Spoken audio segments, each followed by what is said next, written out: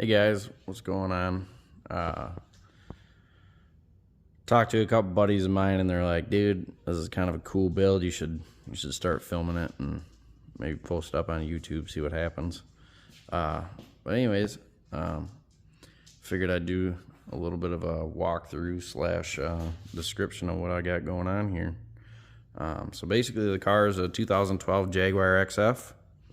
Came factory with a 5.0 supercharged. Unfortunately, the motor grenaded. Had some issues, I think, with the timing chain tensioner, and ramrodded some valves into some pistons. So seemed like a good candidate.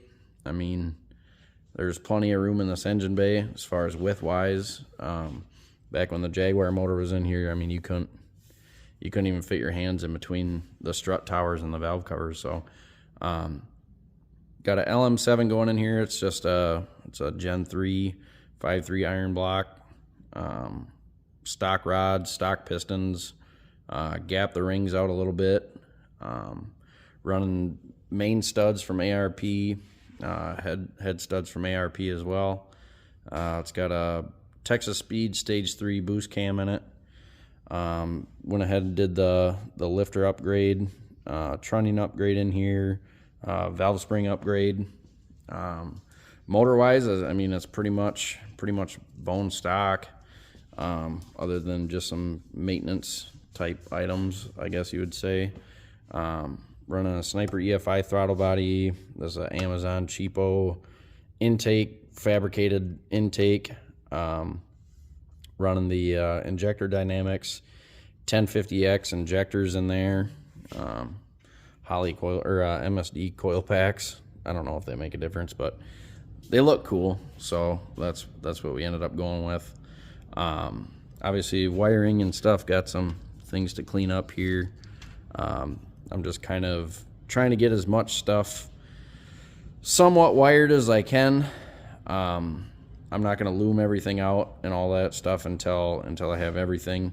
But as you can see, I've been working on a little bit of, trying to loom everything up, make it look nice. Even these coil packs, these are factory GM coil pack wires. I loomed them all up the other day just to make them look nice. That goes down to the Terminator. I heat shielded that, loomed some of it. I got a little ahead of myself. I had some outputs that I should have ran, so those will just end up being in a separate loom, but kind of repurposing some of the relays here in the fuse box, having the Terminator kind of command them, and then running them out to various things so I don't have a bunch of additional relays hanging out in the engine bay. Going to be running a vacuum pump right up in here for the brake booster, since we are going to be running boost. Figured it's good to have some power assist brakes. So that's kind of what we're doing with that. Going to be running a 4L80. It's a early generation, so we're going to be missing one bolt in the bell housing, but it should hold up. We're not going to be getting crazy with this. Going to be hoping for 6, maybe 7 at the tires, so shouldn't be that big of a deal. Ended up fabricating a little bulkhead here for the fuel supply, fuel return, going to our Aeromotive fuel pressure regulator over there.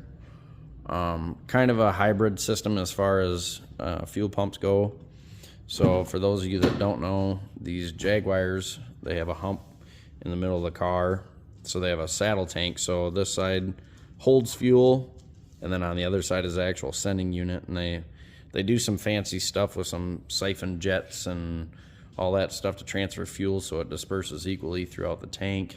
But I wanted to keep all that stuff in place, that way my fuel gauge would still work.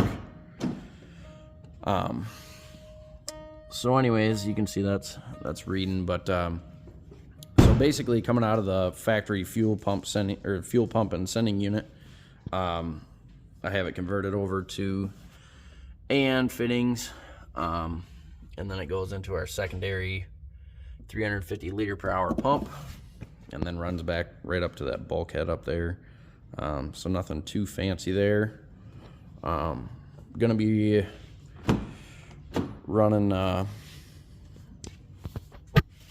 Outlaw shifter by TCI. Made a mistake and ordered the wrong one, so I'm waiting on a 4-speed shift gate for it. The car's ignition switch is still going to be factory Jaguar, and then that runs to these 2 switches.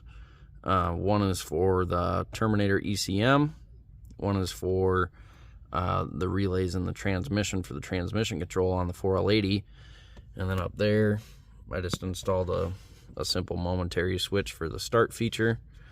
I wanted to maintain that because then I can use the key fob to lock it, unlock it, and the ignition won't turn on without the key fob present. So it's somewhat theft resistant, I guess.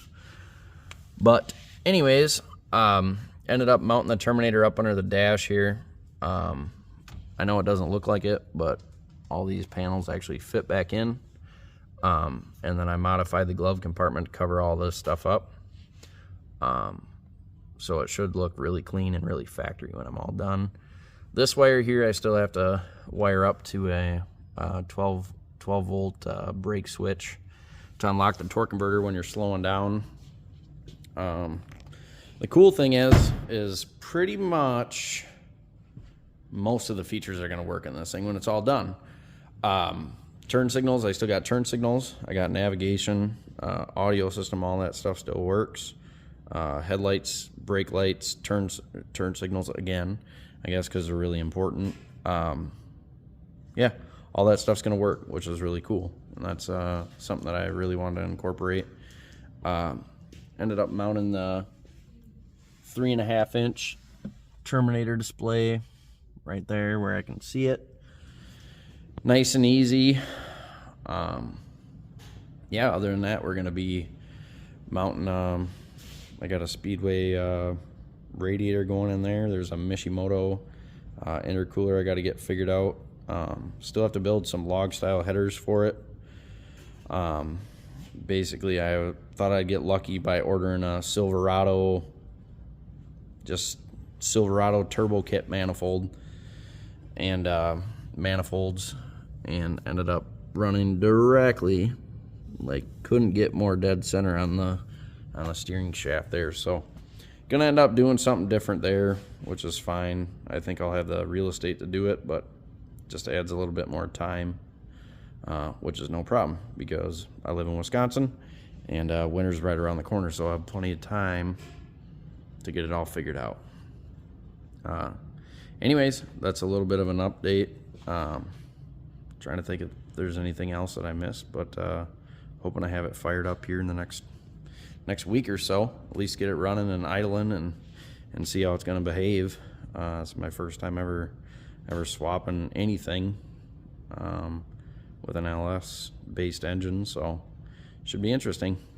All right, see you guys.